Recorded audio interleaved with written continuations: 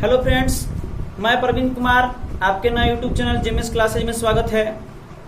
मैं आप लोगों के लिए रोज प्राचीन इतिहास का वीडियो अपलोड करता हूं और आज ये वीडियो पार्ट 5 होगा। 4 वीडियो अपलोड कर चुका हूं जो बहुत इंपॉर्टेंट क्वेश्चन आपका रहा चारों वीडियो में। और ध्यान दीजिए दोस्तों, एक बात कहना चाहूंगा आपसे कि मैं जो भी वीडियो अपलोड करता हूं उसका क्वेश्चन बहुत इंपॉर्टेंट है, क्योंकि क्वेश्चन मैं खुद से करता हूं और ये क्वेश्चन आपके हर एग्जाम के लिए इम्पोर्टेंट रहेगा। तो ध्यान दीजिए, आज का जो वीडियो पार्ट 5 है, आज ये वीडियो में पढ़ेंगे कि प्राचीन भारतीय इतिहास का विकास किस तरह से हुआ और कैसे हुआ, आज ये वीडियो में पढ़ेंगे। तो चलिए ध्यान दीजिए, क्वेश्चन का शुरुआत कर रहे हैं और जो भी क्वेश्चन का शुरुआत करेंगे वो क्वेश्चन बहुत ही डीपली होगा। चलिए, पहला क्वेश्चन ये है कि प्राचीन भारतीय इतिहास का विकास, पहला क्वेश्चन ये है कि प्राचीन भारतीय इतिहास का विकास कितने कालों में हुआ। हम अभी बोले हैं कि हम लोग पढ़ेंगे अभी कि प्राचीन भारतीय इतिहास का विकास किस तरह से हुआ। तो पहला मेरा क्वेश्चन वहां से कि प्राचीन भारतीय इतिहास का विकास कितने कालों में हुआ। तो ध्यान दीजिए, प्राचीन भारतीय इतिहास का विकास 3 कालों में हुआ। 3 कालों में हुआ प्राचीन भारतीय इतिहास का विकास। अब देखिए, तीनों कालों कौन कौन है, याद करेंगे उसको। आपका पहला काल होगा प्रागैतिहासिक काल, प्रागैतिहासिक काल, और दूसरा आपका होगा आदि ऐतिहासिक काल, और तीसरा आपका होगा ऐतिहासिक काल। ध्यान दीजिए, जगह होने के कारण तीसरा नहीं हट पाया, लेकिन हम बोल रहे हैं पहला प्रागैतिहासिक काल, दूसरा आदि ऐतिहासिक और तीसरा जो होता है वो ऐतिहासिक काल होता है। याद रखिएगा, यही तीनों इतिहास का जो प्राचीन भारतीय इतिहास का विकास यही तीनों कालों से हुआ। कौन कौन? प्रागैतिहासिक काल, आदि ऐतिहासिक काल और ऐतिहासिक काल। तो चलिए ध्यान दें, प्रागैतिहासिक काल किसको बोलेंगे। तो ध्यान दीजिएगा, प्रागैतिहासिक काल उस समय को बोलते हैं जिस समय किसी भी प्रकार का लिखित साक्ष्य उपलब्ध नहीं था। जिस समय किसी भी प्रकार का लिखित साक्ष्य उपलब्ध नहीं था, वहां पर सिर्फ पुरातात्विक साक्ष्य उपलब्ध था। पुरातात्विक साक्ष्य, लिखित साक्ष्य उपलब्ध नहीं था। तो क्या था? पुरातात्विक। पुरातात्विक कहने का मतलब सिर्फ प्राचीन प्रकृति और ध्यान दीजिए पत्थरों से संबंधित ये प्राकृतिक वस्तुएं उपलब्ध थी और इसमें किसी प्रकार का लिखित साक्ष्य उपलब्ध नहीं था, सिर्फ पुरातात्विक साक्ष्य उपलब्ध था। चलिए अब ध्यान सुनना, यहाँ पर आगे पढ़ेंगे फिर ऐतिहासिक आदि ऐतिहासिक काल क्या होता है। तो आदि ऐतिहासिक काल उस इतिहास को बोलते हैं इसमें लिखित साक्ष्य तो प्राप्त होता है लेकिन उसकी लिपि को नहीं पढ़ा गया है। लिखित साक्ष्य प्राप्त होता है, लिखित साक्ष्य प्राप्त होता है, इसमें लिखित साक्ष्य प्राप्त होता है लेकिन इसकी लिपि को नहीं पढ़ा गया है। बहुत इंपॉर्टेंट क्वेश्चन पूछता है कि बताइए उस इतिहास के काल को क्या कहते हैं जिसका लिखित साक्ष्य तो प्राप्त था परंतु उसकी लिपि को नहीं पढ़ा गया होगा। तो आपका आंसर होगा आदि ऐतिहासिक काल। और तीसरा होता है ऐतिहासिक काल, इस काल में लिखित साक्ष्य भी उपलब्ध है और उसकी लिपियों को भी पढ़ा गया है। तो चलिए ध्यान दीजिए, अब ध्यान दीजिए, क्वेश्चन पूछा जाएगा कि बताइए प्रागैतिहासिक काल का उदाहरण कोई बताइए कि प्रागैतिहासिक काल उस समय के काल का उदाहरण बताइए जिस समय लिखित साक्ष्य उपलब्ध नहीं था परंतु पुरातात्विक साक्ष्य उपलब्ध था, मतलब किसी भी प्रकार का कोई लिखित साक्ष्य उपलब्ध नहीं था। तो उसका उदाहरण आपका होगा पाषाण काल। याद रखिएगा, बहुत इंपॉर्टेंट क्वेश्चन है। प्रागैतिहासिक काल का उदाहरण आपका होगा पाषाण काल। पाषाण काल होगा, पाषाण काल आपका उदाहरण होगा आपका ये प्रागैतिहासिक काल का। और आदि ऐतिहासिक काल का अगर उदाहरण पूछा जाए तो आदि ऐतिहासिक काल में क्या है, लिखित साक्ष्य उपलब्ध है परंतु लिपि उसकी पढ़ी नहीं गई है। तो इसमें आपको उदाहरण 2 उदाहरण आ सकता है। पहला उदाहरण रखिएगा हड़प्पा सभ्यता, या इसी को बोलते हैं सिंधु घाटी की सभ्यता। यानी हड़प्पा सभ्यता बोलते हैं या सिंधु घाटी की सभ्यता बोलते हैं, जो आदि ऐतिहासिक काल में है। दूसरा बात याद रखिएगा, ये तो हो गया हड़प्पा सभ्यता, हड़प्पा सभ्यता, और दूसरा हुआ आपका वैदिक सभ्यता। वैदिक सभ्यता, वैदिक सभ्यता ये जो है आदि ऐतिहासिक काल है। एक क्वेश्चन पूछता है कि सिंधु घाटी सभ्यता या हड़प्पा सभ्यता का सम्मानित तिथि क्या है। तो याद रखिएगा 2500 ईसा पूर्व से 1750 ईसा पूर्व ये सिंधु घाटी सभ्यता का सम्मानित तिथि होता है।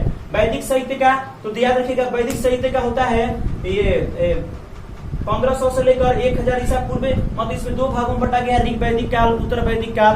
तो 1500 से लेके 600 ईसा पूर्व तक आपका ये वैदिक सभ्यता होता है। इंपॉर्टेंट क्वेश्चन याद रखिएगा, दोनों के दोनों हड़प्पा सभ्यता और वैदिक सभ्यता दोनों के दोनों आज ऐतिहासिक काल में होते हैं। मतलब इनका लिखित साक्ष्य प्राप्त है, परंतु इनकी लिपि को पढ़ा नहीं गया है। और आपका प्रागैतिहासिक काल उदाहरण कौन आएगा? पाषाण काल। और जो ऐतिहासिक काल है जिसका लिखित साक्ष्य प्राप्त उसका पढ़ा भी गया है, ये आपका जो इस तरह का इतिहास हो गए, ऐतिहासिक काल के बाद जो इतिहास हुआ उस तरह का ऐतिहासिक काल हुआ। तो चलिए ध्यान सुनिए,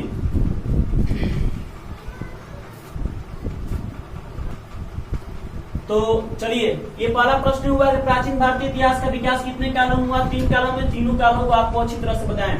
कौन कौन सी लोग का 3 काल था? तो ध्यान दीजिए, तीनों कालों का नाम बताएं। ये आपका प्रागैतिहासिक काल और आद ऐतिहासिक काल और ऐतिहासिक काल। थोड़ा सा यहाँ पर बात किया जाए आगे। कह रहा है कि अगला क्वेश्चन कह रहा है कि सैंधव सभ्यता किस काल के इतिहास का है? सैंधव घाटी जो सभ्यता है जो किस काल के इतिहास का है? तो ध्यान दीजिए, सिंधु घाटी सभ्यता जो है आद ऐतिहासिक काल का है। और सिंधु घाटी सभ्यता के सांस्कृतिक ग्रंथ आपको बताया है वैदिक सभ्यता। सिंधु घाटी सभ्यता और वैदिक सभ्यता दोनों के दोनों आद ऐतिहासिक काल का है। बात कहा गया सिंधु सभ्यता, तो सिंधु सभ्यता के बारे में थोड़ा डिस्कस कर लिया जाए। क्वेश्चन पूछे कि सिंधु घाटी सभ्यता के बारे में सबसे पहले पता किसने लगाया? तो सिंधु घाटी सभ्यता के बारे में सबसे पहले पूछेगा पता ये चार्ल्स मैसन ने। चार्ल्स मैसन ने लगाया 1826 ईस्वी में। अब ध्यान दीजिए, उसके बाद 1921 ईस्वी में भारतीय पुरातत्व सर्वेक्षण के जो अध्यक्ष थे सर जॉन मार्शल,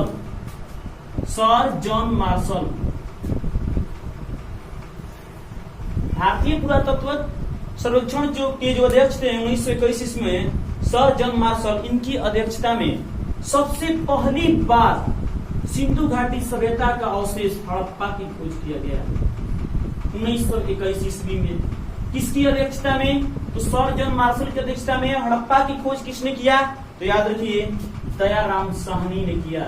बहुत इंपॉर्टेंट क्वेश्चन याद है, याद रखिएगा कि हड़प्पा की खोज दयाराम साहनी ने 1921 में किया और उस समय अध्यक्ष थे सर जॉन मार्शल। अब एक बात होता है कि हड़प्पा की खोज दयाराम साहनी ने किया, तो हड़प्पा किस नदी के किनारे पर है? हड़प्पा रावी नदी के किनारे पर है। याद रखिए, जिस दिन सिंधु घाटी सभ्यता आप लोगों को पढ़ाएंगे उस दिन सिंधु घाटी सभ्यता कहीं पढ़े नहीं होंगे आप, याद रखिएगा। बहुत अच्छे तरीके से हम सिंधु घाटी सभ्यता आपसे डिस्कस करेंगे। चलिए तो ध्यान दीजिए, सिंधु सभ्यता का इतिहास है। सिंधु घाटी सभ्यता जो है वो किस इतिहास का भाग है? तो आद ऐतिहासिक भाग का है। और वैदिक सभ्यता भी आद ऐतिहासिक का ही भाग है। और सिंधु घाटी सभ्यता के सबसे पहले चार्ल्स मैसन 1826 में और 1921 ईस्वी में सर जॉन मार्शल के अध्यक्षता में इसकी पहली अवशेष से हड़प्पा की खोज की 1921 ईस्वी में, और इसकी खोज दयाराम साहनी ने किया था। तो चलिए अगला क्वेश्चन, तो चलिए ध्यान दीजिए, अब हम लोग तीसरा प्रश्न किया जाए। तीसरा प्रश्न क्या है यहाँ पर ध्यान से देखिएगा। तीसरा प्रश्न है कि पूरा पाषाण संस्कृति का उदय किस युग में हुआ? बहुत इंपॉर्टेंट क्वेश्चन है। पूरा पाषाण संस्कृति का उदय किस युग में हुआ? तो हम आप लोग अभी ये पढ़ाएं कि प्राचीन भारतीय इतिहास का विकास कितने कालों में हुआ? तो 3 कालों में। कौन कौन भाइयों? तो कौन कौन काल में हुआ? पहला था प्रागैतिहासिक काल, और दूसरा था आद ऐतिहासिक काल, और तीसरा था ऐतिहासिक काल। ये कह रहा है कि पूरा पाषाण संस्कृति का उदय किस युग में हुआ? किस युग में पूछ रहा है? तो सबसे पहले आंसर आपका होगा अभिनूतन युग में। अभिनूतन युग में पूरा पाषाण काल संस्कृति का उदय हुआ। ये किस तरह का युग था अभिनूतन युग? तो अभिनूतन युग उस समय का युग था जहां पर पूरी पृथ्वी बर्फ से ढकी हुई थी, और यहाँ की जलवायु और औजारों के जलवायु के परिवर्तन के कारण और पत्थरों के टकराने के कारण जलवायु में कुछ मतलब परिवर्तन हुआ, जिस तरह से बर्फ पिघली और उस तरह से मनुष्य का स्थायी निवास और मनुष्य का कृषि संबंधी और मनुष्य के सभी प्रकार के मतलब कार्यों धीरे धीरे सफल होने लगा। तो चलो क्वेश्चन नंबर क्या था? पूरा पाषाण संस्कृति का उदय किस युग में हुआ? अभिनूतन। तो ध्यान दीजिए, हम अभी बताया प्रागैतिहासिक काल, और प्रागैतिहासिक काल का हम एग्जाम्पल आपको बताएं कि एग्जाम्पल आपका होगा पाषाण। क्यों? क्योंकि पाषाण की जो संस्कृति थी उस समय वो किसी प्रकार का लिखित साक्ष्य उपलब्ध नहीं था, और उसके इतिहास को प्रागैतिहासिक काल कहते हैं, और उसका उदाहरण होगा पाषाण। पाषाण क्यों कहा जाता है? पाषाण काल को पाषाण काल क्यों कहा जाता है? क्योंकि उस समय जितने भी बर्तने या जो कुछ भी औजारें बनती थी वो सब के सब पत्थरे की बनती थी, इसलिए पाषाण काल कहा जाता था। तो चलिए ध्यान दीजिए, पाषाण काल कितने भागों में बांटा गया है? तो भारतीय संस्कृति के विद्वानों में पाषाण काल को 3 भागों में बांटा गया है। पहला पूरा पाषाण काल, पहला कौन होगा? पूरा पाषाण काल, और दूसरा आपका ये होगा मध्य पाषाण काल।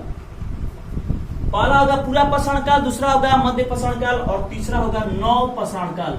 नव पाषाण काल, तो पाषाण काल को 3 भागों में बांटा गया, पूरा पाषाण काल, मध्य पाषाण काल, नव पाषाण काल। पूरा पाषाण काल, मध्य पाषाण काल और नव पाषाण काल।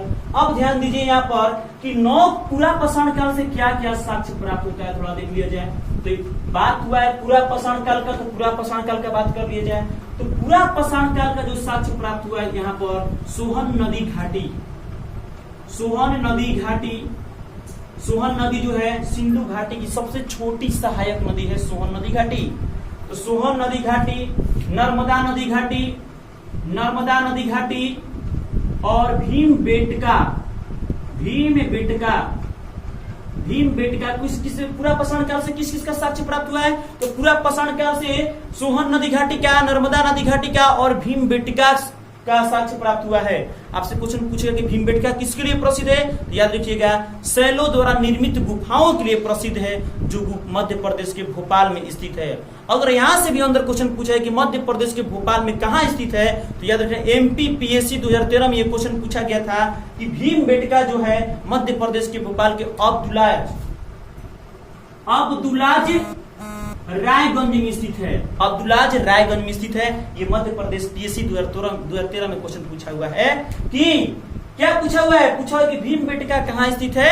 तो हम लोग जानते हैं मध्य प्रदेश में स्थित है, भोपाल में स्थित है। तो कहाँ स्थित है भोपाल के? तो अब्दुलाज रायगंज में स्थित है। इंपॉर्टेंट क्वेश्चन याद रखिएगा आपके लिए। अब ध्यान दीजिए यहाँ पर पूरा पाषाण काल का बात आया, तो पूरा पाषाण काल के बारे में जाने। अब ध्यान दीजिए अगला क्वेश्चन हम लोग क्या है? क्वेश्चन अगला ये है कि भीमबेटका नामक गुफा किस काल में विकसित हुआ? अभी तुरंत आप लोगों को बताए हैं कि भीमबेटका नामक गुफा जो मध्य प्रदेश के भोपाल में स्थित है, कहाँ स्थित है? अब्दुलाज रायगंज में स्थित है। और किस काल में? तो पूरा पाषाण काल में विकसित हुआ था भीमबेटका नाम की गुफा। और क्वेश्चन ये पूछता है कि किसके लिए प्रसिद्ध है? तो गुफाओं, किस तरह गुफाओं? शैलों द्वारा निर्मित गुफाओं के लिए प्रसिद्ध है। तो चलिए अगला क्वेश्चन कर रहा है कि सोहन संस्कृति की संज्ञा किस काल को दी गई है? सोहन संस्कृति, ध्यान दिए सोहन एक औजार का नाम है, उसी को पूछ रहा है कि सोहन संस्कृति की संज्ञा किसको दी गई है। तो सबसे पहले हम लोग पढ़े इतिहास के 3 काल, प्रागैतिहासिक काल, आदिऐतिहासिक काल, और तीसरा पॉइंट क्या पढ़े? ऐतिहासिक काल। प्रागैतिहासिक काल के 3 प्रकार बताए आपको, क्या क्या बताए? पूरा पाषाण काल, मध्य पाषाण काल, नव पाषाण काल। अब क्वेश्चन कर रहा है कि सोहन संस्कृति की संज्ञा किसको दी है? तो आंसर होगा निम्न पूरा पाषाण काल। क्या आंसर होगा? सोहन संस्कृति की संज्ञा निम्न पूरा पाषाण काल को दी गई है। तो निम्न पूरा पाषाण काल क्या कहलाता है?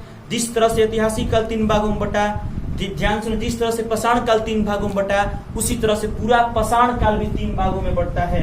तो पूरा पाषाण काल 3 भागों में बांट रहे हैं, ध्यान दीजिए। पूरा पाषाण काल का पहला भाग होता है निम्न पूरा पाषाण काल, सिर्फ आगे निम्न लगा दीजिए, पूरा पाषाण के आगे निम्न, पूरा पाषाण के आगे निम्न लगा दीजिए, निम्न पूरा पाषाण काल। दूसरा आपका होगा मध्य पूरा पाषाण काल, मध्य पूरा पाषाण काल लगा दीजिए। और तीसरा लगा दीजिए यहाँ पर निम्न हुआ, मध्य हुआ, उच्च लगा दीजिए, उच्च लगा दीजिए, हो गया। पूरा पाषाण काल के पहले क्या क्या लगाना है आपको? निम्न लगाना है, मध्य लगाना है, उच्च लगाना है, हो गया। पूरा पाषाण काल के 3 प्रकार हुआ, जो निम्न पूरा पाषाण काल को हम लोग सोहन संस्कृति की संज्ञा देते हैं, क्योंकि यहाँ पर सोहन नामक औजार बहुत पर्याप्त मात्रा में पाया गया है, इसलिए इसको सोहन संस्कृति की संज्ञा दिए गए हैं। और बात करें मध्य पूरा पाषाण काल को, निम्न के बाद क्या आएगा? मध्य आएगा। मध्य पूरा पाषाण काल में फलक जो औजार था, फलक जो पत्थरों से बनता था, वो बहुत मात्रा में होता था, इसलिए वहां पर फलक संस्कृति की संज्ञा दी गई है। तो चलिए आगे बात किया जाए। अब बात क्या कहा जाए कि उच्च पूरा पाषाण काल का, तो ध्यान दिए मानव द्वारा सबसे पहले होमोसेपियंस मानव का विकास, जो होमोसेपियंस जो मनुष्य का वैज्ञानिक नाम है, मनुष्य का वैज्ञानिक नाम होमोसेपियंस जो ये है, वो ये मनुष्य के उच्च पूरा पाषाण काल, पूरा पाषाण काल के 3 पार्ट बताया अभी, कौन कौन? निम्न पूरा पाषाण काल, मध्य पूरा पाषाण काल, और तीसरा हुआ क्या आपका? उच्च पूरा पाषाण काल। तो उच्च पूरा पाषाण काल में मानव का सबसे पहले होमोसेपियंस मानव का सबसे पहले विकास हुआ। तो चलिए क्वेश्चन कर रहे हैं, क्वेश्चन कर रहा है यही बताइए, क्वेश्चन क्या कर रहा है कि किस काल को माइक्रोलिथ कहते हैं? माइक्रोलिथ, माइक्रो मतलब छोटा छोटा, लिथ के मतलब पत्थर। ध्यान दीजिए, उससे इस काल में बहुत सारे छोटे छोटे पत्थर के औजार बनाए जाते थे। आई बहुत सारे छोटे छोटे पत्थरों को औजार बनने को हम लोग माइक्रोलिथ कहते हैं। और किस काल को माइक्रोलिथ कहते थे? तो म से माइक्रोलिथ, म से मध्य पाषाण काल, म से माइक्रोलिथ, म से मध्य पाषाण काल। 3 पाषाण काल होते हैं, पूरा पाषाण काल, मध्य पाषाण काल, नव पाषाण काल। तो मध्य पाषाण काल को माइक्रोलिथ कहते हैं। रीजन क्या है? तो रीजन ये है कि उस समय बहुत सारे छोटे छोटे औजार पत्थरों के बनते थे, छोटे छोटे पत्थरों के बनते थे मध्य पाषाण काल। तो चलिए आगे, अगर बात है यहाँ पर मध्य पाषाण काल का, तो मध्य पाषाण काल के बारे में जान जाए। बात आया है मध्य पाषाण काल का, तो मध्य पाषाण काल के बारे में जान जाए। क्वेश्चन ये है, अगला क्वेश्चन ये है कि हम मध्य पाषाण काल के बारे में बात कर रहे थे, तो मध्य पाषाण काल के बारे में थोड़ा सा जाने हम लोग। अगर क्वेश्चन पूछ दे, क्वेश्चन क्या पूछ दे? तो क्वेश्चन ये पूछ दे कि बताइए मनुष्य के अस्थायी निवास का साक्ष्य किससे प्राप्त होता है, किस काल से प्राप्त होता है? तो मनुष्य के अस्थायी निवास का साक्ष्य भाइयों मध्य पाषाण काल से प्राप्त होता है। अस्थायी निवास का साक्ष्य, मनुष्य के अस्थायी निवास का साक्ष्य जो है, अस्थायी निवास का साक्ष्य, साक्ष्य बोले हैं साक्ष्य, अस्थायी निवास का साक्ष्य जो है मनुष्य का, वो मध्य पाषाण काल से प्राप्त होता है। एक और क्वेश्चन पूछता है कि मनुष्य के अस्थि पंजर, मनुष्य के हड्डी का प्रमाण मिला तो सबसे पहले कहाँ मिला? तो मध्य पाषाण काल में ही मिला। तो मिला कहाँ?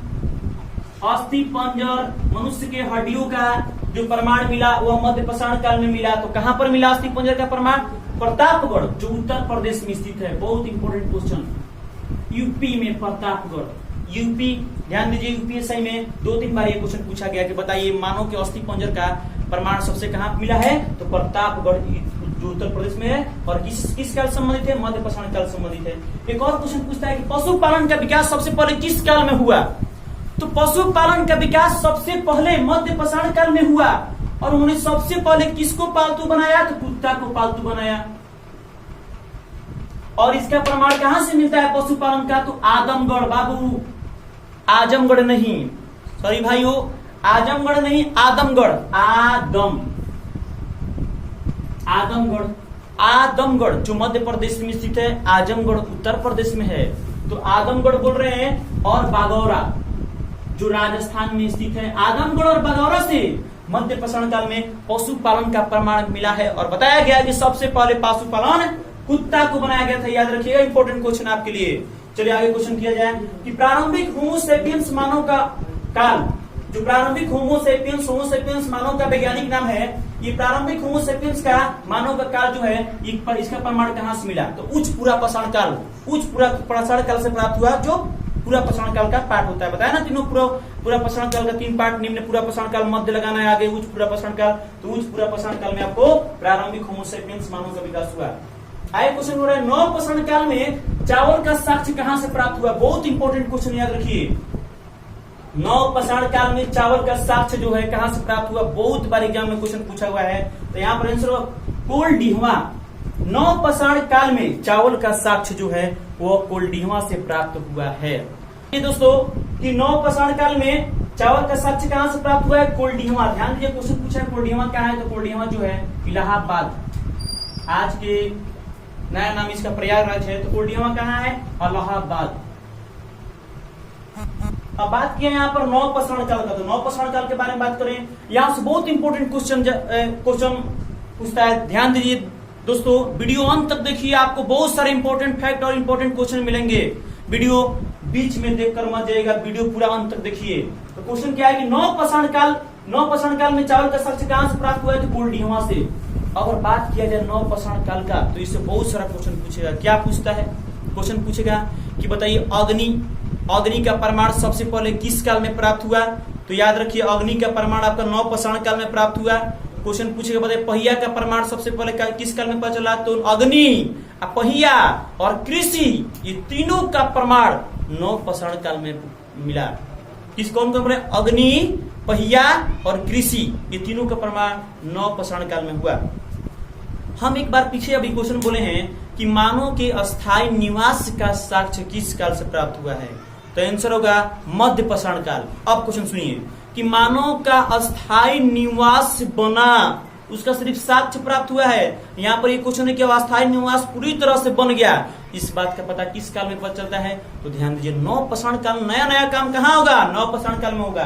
तो कहा अस्थायी निवास बना, अब फिर से आपका ये कृषि हुआ, अग्नि हुआ, पहिया। लेकिन याद रखिएगा पशुपालन किसमें है? तो पशुपालन का प्रमाण मध्यपाषाण काल में पता चलता है। जगह का नाम बताए पशुपालन वाला आप लोगों को। तो चलिए आगे क्वेश्चन। आगे क्वेश्चन है कि मानव में अवस्थित पंजर का पता, अभी तुरंत बताया, मानव में अवस्थित पंजर का पता मध्यपाषाण काल से पता चलता है। और कहां से? प्रतापगढ़ जो उत्तर प्रदेश में स्थित है। चलिए आगे, भारत में मानव का प्रमाण किस नदी से पता चलता है? ये क्वेश्चन है कि भारत में प्रारंभिक होमोसेपियंस मानव का काल उच्च पुरापाषाण काल को कहा जाता है। और ये क्वेश्चन क्या बहुत इंपॉर्टेंट क्वेश्चन है, याद रखिएगा कि भारत में मानव का प्रमाण, जो मानव का प्रमाण है वो किस नदी से पता चलता है भाइयों? तो भारत में मानव का प्रमाण नर्मदा नदी से पता चलता है। जितना भी क्वेश्चन है इस क्वेश्चन का सारे एक्स्ट्रा फैक्ट और जितना बोर्ड पर क्वेश्चन लिखा हुआ है, इस सारे के सारे क्वेश्चन इंपॉर्टेंट है। तो दोस्तों वीडियो अंत तक देखें और अच्छे लगे तब लाइक एंड शेयर करें।